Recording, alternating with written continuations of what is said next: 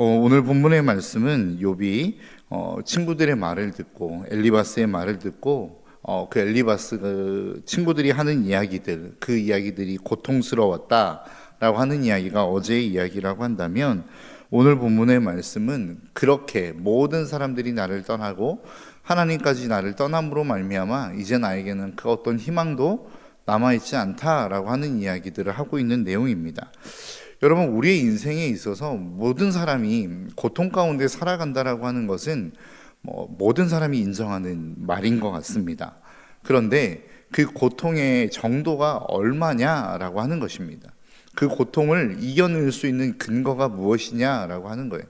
보통 우리에게 수많은 고통이 있고 어려움이 있고 아픔이 있지만 그 아픔을 견뎌낼 수 있는 이유는 희망이 있기 때문입니다. 그렇기 때문에 그 아픔을 견뎌낼 수 있는 것이죠. 그런데 내가 아픔을 견디고 계속해서 견뎌나가도 더 이상 희망이 보이지 않을 때 우리는 절망하는 것입니다. 그것이 진짜 고통인 것이죠. 오늘 본문에서 이야기하고 있는 욥의 고통이 그러한 것입니다. 오늘 본문 1절의 말씀은 이렇게 이야기합니다. 이 땅에 사는 인생에게 힘든 고통이 있지 않겠느냐? 그의 날이 품꾼의 날과 같지 아니하겠느냐라고 이야기해요. 그러니까 욥도 인정하는 게 뭐냐면, 나도 고통을 당하지만 나뿐만 아니라 모든 사람이 고통을 당한다라고 하는 거예요. 그러면서 하는 이야기가 무엇입니까? 2절에 종은 저녁 그늘을 몹시 바라고 품꾼은 그의 싹을 기다리나니 라고 이야기합니다. 그러니까 모든 노동하는 사람들, 모든 종들, 모든 품꾼들이 고통의 시간들을 보내지만 그럼에도 불구하고 그들이 견딜 수 있는 이유는 저녁이 오기 때문이다. 다른 말로 이야기하면 일을 그치고 쉴 때가 오기 때문에 그들은 그 시간들을 견디는 것이다. 더 나아가 품꾼들은 그렇게 열심히 일을 하고 뙤약빛에서 일을 하지만 그것을 견뎌낼 수 있는 이유는 거기에 대한 보상, 싹을 받을 수 있는 때가 오기 때문에 그 아픔을 견디는 것이다 라고 이야기하는 거예요. 그러면서 욥 자신의 이야기를 이야기하죠. 그럼에도 불구하고 나는 그러한 것들, 다시 그 모든 상황들이 회복되어질 거라고 하는 기대와 희망이 전혀 없다라는 이야기를 하고 있는 겁니다. 내가 지금 몇 달을 여러 달째 이러한 고통을 받고 있음에도, 내 피가 터지고 고통 가운데 잠을 못 자는 상황 가운데 있음에도 불구하고 이 힘듦과 고통이 전혀 해결되어질 기미가 보이지 않는다라고 이야기하는 것입니다. 우리의 인생에 있어서의 진짜 고통은 이러한 것입니다. 고통이 찾아와요. 그 고통을 견디면 어느 순간인가는 이 고통이 끝날 거라고 하는 기대와 희망이 있다면 우리는 그 고통을 견뎌낼 수 있습니다. 그런데 진짜 고통을 견딜 수 없는 이유는 무엇이냐? 이 희망의 끝이, 이 고통의 끝이 보이지 않기 때문입니다. 이렇게 끝날 것 같기 때문에 그렇습니다. 그래서 6절에서 이야기하는 게 무엇입니까? 나의 날은 배틀의 북보다 빠르니 희망 없이 보내는구나 라고 이야기해요.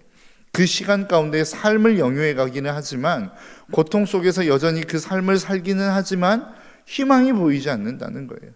더 이상 어떠한 소망도 보이지 않더라 라고 하는 것입니다. 혹시 여러분들의 삶 가운데 이러한 환경 가운데 있는 분들 계십니까? 정말로 내가 삶을 살아가는데 정말로 고통스러워요. 아파요. 그런데 그 고통이 끝날 것 같지 않은 상황 가운데 있는 분들이 계십니까? 그럼 보통 그런 상황 가운데 있는 사람들은 어떤 영역이 무너지느냐? 마음의 영역이 무너져 버리더라는 거예요. 오늘 본문 7절입니다. 내 생명이 한낮 바람 같음을 생각하옵소서. 나의 눈이 다시는 행복을 보지 못하리이다 라고 이야기해요.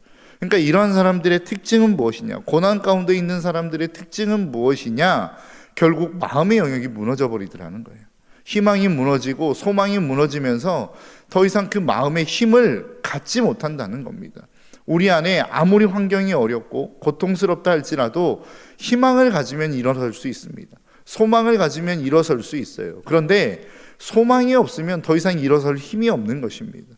그 고통 가운데서 조그마한 희망이라도 발견한다고 한다면 그 희망을 붙잡고 우리는 일어설 수 있는데, 그 희망조차도 붙잡을 수 없는 절망 가운데 있는 삶이 문제라는 것입니다. 여러분, 한번 생각해 보시겠습니까? 그리스도인들이 있어서, 그리스도인이 이 땅 가운데 살아가는 데 있어서 가장 복된 게 무엇입니까? 어떠한 절망 가운데서도 붙들 수 있는 하나님이 계시다는 거 아니에요?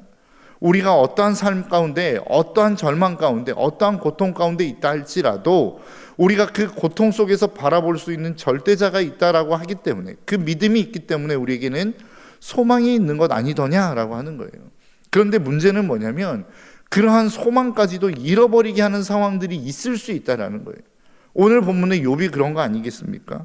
오늘 본문 12절에서 이야기하는 게 뭐예요? 내가 바다니까, 바다 괴물이니까 주께서 어찌하여 나를 지키시나이까? 이 얘기는 뭐예요? 왜 내 목숨 거두어 가시면 되는 거, 내 목숨 끊어버리시면 좀 편하게 살 수 있는데 주님이 이 고통을 계속해서 연명하게 만들어 가십니까? 라고 하는 하나님을 향한 탄식 섞인 원망이라는 거죠. 차라리 주님이 나를 회복시키시거나 아예 내 목숨을 거두어 가신다고 한다면 내가 주님을 향한 이러한 원망은 하지 않을 것 같습니다. 그런데 왜 주님이 내 목숨을 이렇게 남겨두시고 난 다음에 나를 회복시키시지도 않고 고통 가운데 두십니까? 라고 하는 이 고백이 지금 욥의 고백이라는 거예요. 그러니까 하나님마저도 이제는 나를 돌보시지 않고 내가 고통 가운데 있는 이 고통을 마치 즐기시는 것과 같은 느낌을 욥이 지금 받고 있다라는 거예요. 그럼 여러분 얼마나 힘들겠습니까? 내 마지막 최후의 보루라고 생각했던 하나님, 내 정말로 고통 가운데서 내가 정말로 오직 붙들 수 있는 분이라고 했던 그 단 하나의 소망인 하나님이 자기를 외면해버리는 것 같은 상황 속에서 여러분 욥이 느낄 수 있었던 그 절망감을 여러분 좀 한번 생각해 보셨으면 좋겠습니다. 욥의 고통이라고 하는 것은 단순히 모든 재산이 무너지고 없어지고 그리고 자신의 자녀들이 죽는 것에 대한 고통도 있었겠지만 결국 가장 욥에게 있어서 큰 고통은 무엇이냐? 자기의 절대자였던 하나님, 자기가 그토록 믿었던 하나님, 자기 편이라고 생각했던 하나님이 자기를 외면하는 상황 가운데 있었던 고난이었다라는 거예요. 여러분, 우리가 믿음 생활을 하는 가운데 이러한 고난과 고통이 언제나 있을 수 있다라는 사실을 저와 여러분들의 삶을 꼭 기억할 수 있었으면 좋겠습니다. 우리의 믿음 가운데 찾아오는 고난이, 가장 큰 고난이 그런 것 아니겠습니까? 하나님이 나를 사랑하기는 뭘 사랑해? 내 상황이 이런데, 내 조건이 이런데, 지금 나의 상황이 이런데 하나님이 나를 사랑한다라고 이야기할 수 있어? 이것이 우리의 인생 가운데 오는 가장 큰 고난 아니더냐라고 하는 거예요. 그러면서 욥이 이야기하는 게 무엇입니까? 아예 그 삶 가운데 자신의 삶의 허망함을, 헛됨을 이렇게 고백합니다. 16절입니다. 내가 생명을 싫어하고 영원히 살기를 원하지 아니하오니 나를 놓으소서, 내 날은 헛것이니이다 라고 고백해버려요. 그러니까 내가 이제 살아가는 그 모든 삶은 의미가 없다는 거죠. 헛된 삶이라는 겁니다. 시간 낭비일 뿐이라는 것입니다. 욥이 지금 하나님 앞에 그 삶을 고백하고 있다라고 하는 거예요. 그러니까 하나님이 나에게 주시는 모든 것들, 고난 속에서도 의미를 찾으려고 했고, 그 고난 속에서도 하나님을 부인하지 않으려고 했고, 그 고난 속에서도 하나님 앞에 입술로 범죄하지 않으려고 그토록 노력했지만 결국 그 모든 것이 이제는 헛된 것이다 라고 하는 것들을 자기 스스로 느끼기 시작했다라는 거예요. 그러니까 하나님, 이제는 차라리 내 목숨을 좀 거두어 가 주십시오 라고 이야기하고 있다라는 거예요. 그러면서 오늘 본문 20절은 이렇게 이야기해요. 사람을 감찰하시는 이여, 내가 범죄하였던들 주께서 무슨 해가 되오리이까? 어찌하여 나를 당신의 관역으로 삼으셔서 내게 무거운 짐이 되게 하셨나이까? 라고 이야기해요. 이 얘기가 뭐예요? 하나님, 당신에게 있어서, 그 절대자이신 하나님에게 있어서, 그 크신 하나님에게 있어서 만일 내가 범죄하였다고 한들 하나님에게 가는 불이익이 뭐 그렇게 대단한 거라고 나를 이렇게 관역 삼아서 힘들게 하십니까? 라고 하는 이야기를 하고 있는 거라고요. 내가 범죄했다고 해도 당신에게 미치는 영향이 없는 거 아닙니까? 그러면 그렇게 당신이 아무런 영향을 받지 않는다고 한다면 나를 좀 가만히 내버려 둘 수 있는 것 아닙니까? 라고 하는 이야기라고요. 이 고난이 당신에게 아무런 유익도 되지 않고 아무런 의미도 없다고 한다면 나를 좀 내버려 두십시오라고 하는 하나님 앞에 탄식 섞인 그러한 하나님에 대한 원망을 내놓고 있는 상황이라는 것입니다. 여러분, 근데 한번 좀 생각해 보셨으면 좋겠어요. 하나님이 우리에게 주시는 고난 가운데 이유 없는 고난이 있습니까? 의미 없는 고난이 있습니까?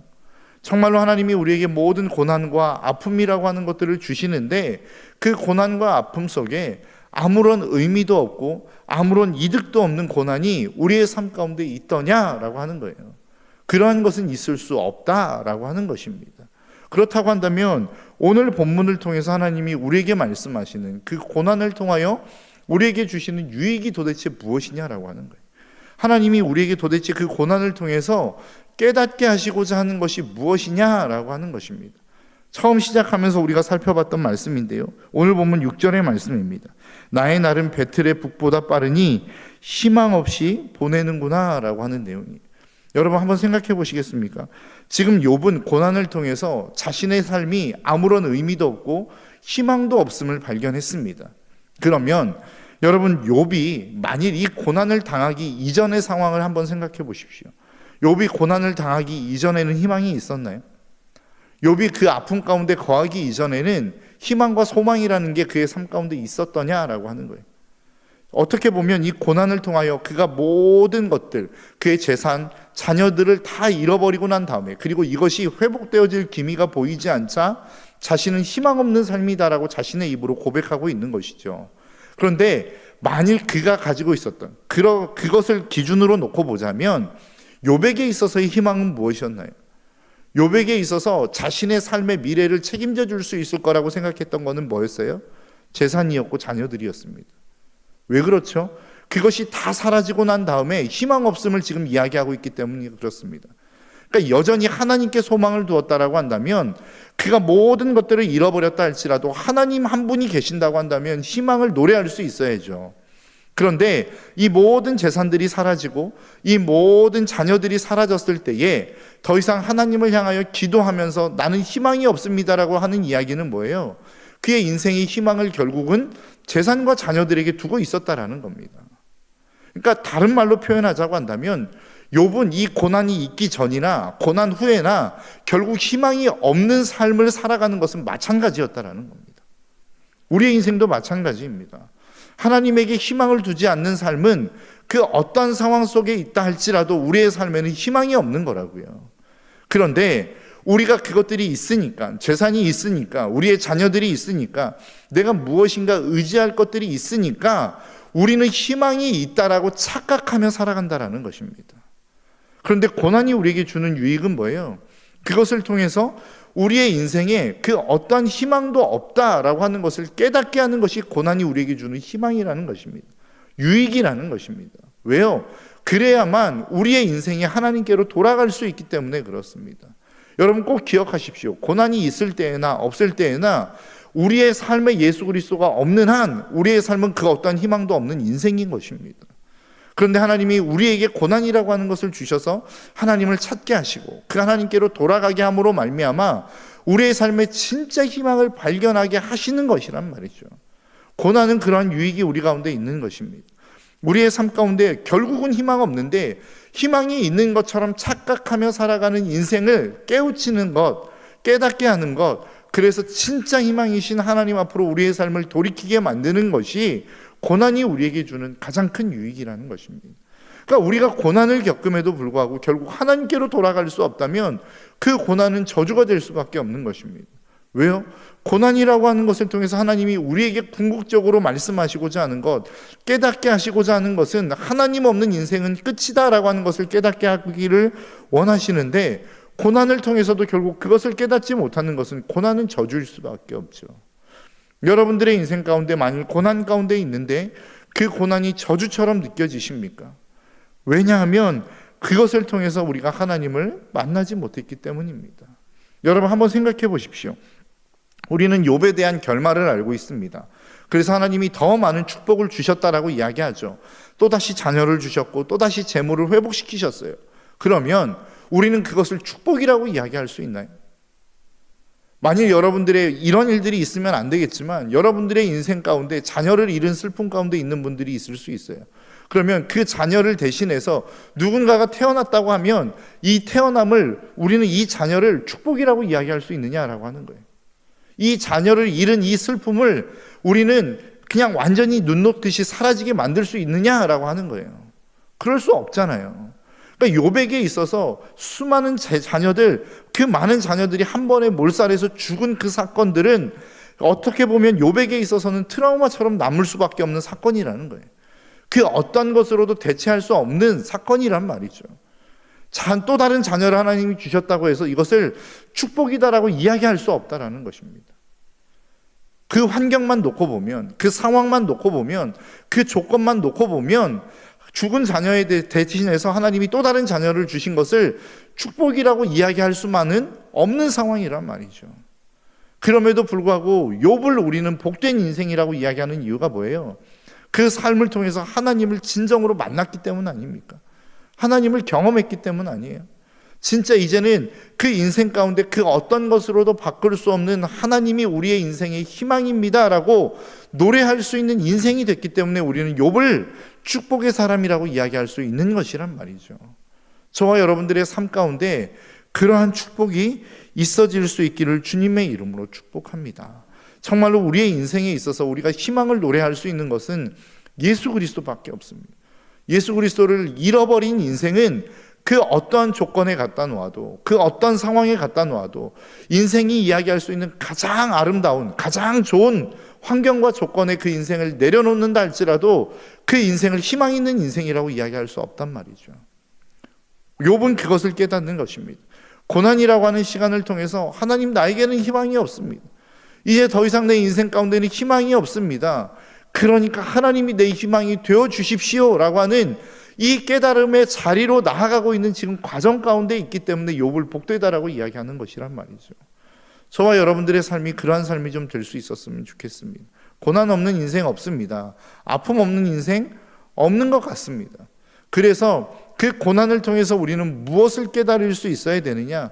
내 인생의 그 어떤 것으로도 우리는 희망을 찾을 수 없다라는 것을 깨달을 수 있어야 돼요. 그래서 진짜 희망이신 예수 그리스도, 진짜 소망 되시는 예수 그리스도 앞으로 우리의 삶의 발걸음을 옮길 수 있는 이 축복의 자리로 우리는 나아갈 수 있어야 된다라고 하는 것이죠. 지금 욥은 그 과정 가운데 있는 것입니다. 그 인생이 정말로 고통스럽고 고난스럽고 아픔 가운데 있지만 하나님이 굳이 그 고통과 아픔을 통해서 욥을 그 자리 가운데로 인도하시는 이유는 이것을 깨달으라는 거예요. 이것을 알라는 것입니다. 진짜 너의 인생의 희망은 나밖에 없다라는 것을 깨달으라는 것입니다. 저와 여러분들의 삶이 그러한 삶이 되시기를 주님의 이름으로 축복합니다. 한 가지가 더 남았는데요. 짧게 이야기하자면 그럼에도 불구하고 욥은 그 인생을 포기하지 않았습니다. 왜요? 그 인생이 16절에서 이야기하는 것처럼 내 날은 헛되다라고 이야기했지만 자기 스스로 자기의 목숨을 끊지 않았다는 거예요. 그 얘기는 무엇입니까? 자기가 할 수 있는 그 당시에 최선의 삶을 살았다라는 거예요. 여러분, 그리스도인이 고난을 대하는 태도가 어때야 됩니까? 고난이 와요. 세상의 사람들은 이 모든 것이 헛것이다 라고 선포하는 순간 어떻게 해요? 이제는 자기의 인생을 마음대로 살아버립니다. 즐길 수 있을 만큼 즐기는 인생을 살아버립니다. 자기의 인생을 망가뜨려 버리더라는 거예요. 그런데 믿음의 사람은 어때요? 그럼에도 불구하고 버틸 수 있는 것들을 최선을 다해 버티며 그 삶 가운데 할 수 있는 일들을 최선을 다해서 하더라는 거예요. 모세가 그랬고 요셉이 그랬습니다. 애굽 형들에게 의해서 종으로 팔려가죠. 종으로 팔려감했음에도 불구하고 종의 자리에서 자신이 할 수 있는 최선의 일들을 합니다. 망가뜨리지 않아요. 하나님이 나를 버렸어 그러면서 술 마시면서 자기가 할 수 있는 많은 것들, 즐길 수 있는 즐길거리들, 자신의 삶을 망가뜨리는 삶을 살지 않더라라고 하는 것이죠. 그리스도인이 고난을 대하면서 그 고난 속에서 할 수 있는 우리의 삶의 자세는 무엇입니까? 그 삶의 환경을 바꿀 수는 없고 조건을 바꿀 수는 없지만 그 상황 가운데 나에게 주어진 시간들, 나에게 주어진 미션들을 그냥 묵묵하게 감당하며 살아가는 것이란 말이죠. 이것이 고난을 대하는 저와 여러분들의 삶의 태도라는 사실을 잊지 않으시기를 주님의 이름으로 축복합니다. 그러면 언젠가 하나님은 우리의 인생 가운데 반드시 찾아오셔서 하나님이 나의 인생의 희망이십니다라고 하는 것들을 깨닫는 순간 우리의 삶을 완전하게 회복시키실 그날이 온다라고 하는 것들을 저와 여러분들이 잊지 않으시기를 주님의 이름으로 축복합니다. 기도하겠습니다.